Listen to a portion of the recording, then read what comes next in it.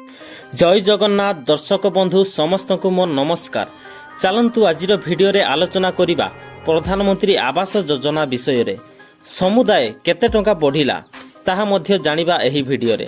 ता पूर्वरु आपनकु मोर अनुरोध आपनक लागि मोर ही परिश्रम पई भिडियो को गोटे लाइक कर दियंतु।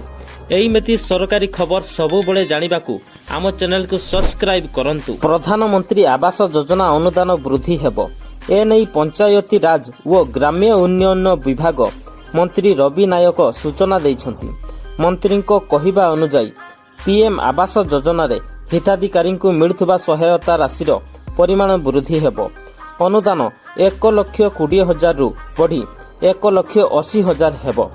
एथिपाई खूब शीघ्र गाइडलाइन आसीबो। मंत्री आहुरी कहिसंती शौचालय निर्माण अनुदान भी वृद्धि करा जिवो।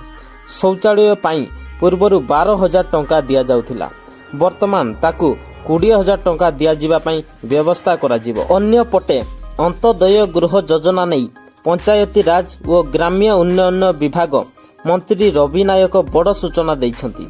बात्या बन्या की हाथी घर नष्ट कले अंत्योदय योजना मिलिबो। विभिन्न कारणरू घर पड़िजिबा लोकंकु भी अंत्योदय गृह मिलिबो। पूर्वरू एही सब क्षतिग्रस्त लोकंक पई कौनसी योजना नथिला। भाजपा सरकार नुआ योजना आनिछंती। खूब शीघ्र यह कार्यकारी हेबो बोली मंत्री कहिछंती। सूचना अनुसार आसंता सेप्टेम्बर मासरू ही नुआ आवास घर आपनकु मिलिबाकु जाउछि। तेणु आवास घर पई जदि अप्लाई करि नाहंती यथा शीघ्र जाई आपनक ग्राम पंचायत रे जाई अप्लाई करंतु। तो दर्शक बंधु ये थिला प्रधानमंत्री आवास घर योजना विषय रे संपूर्ण सूचना।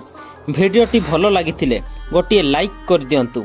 एही मेति सरकारी खबर सबु बेले जानिबाकु चाहुतिले आम चैनल को सब्सक्राइब करि रखंतु।